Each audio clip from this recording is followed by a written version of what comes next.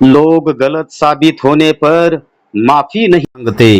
लोग गलत साबित होने पर माफी नहीं मांगते, बल्कि आपको गलत साबित करने में अपनी पूरी ताकत लगा देते हैं, अपनी पूरी ताकत लगा देते हैं।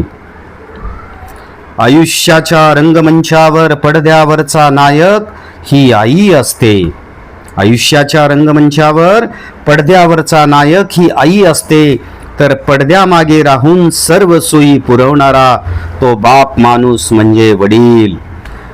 त्याला त्यातच आनंद मिळतो।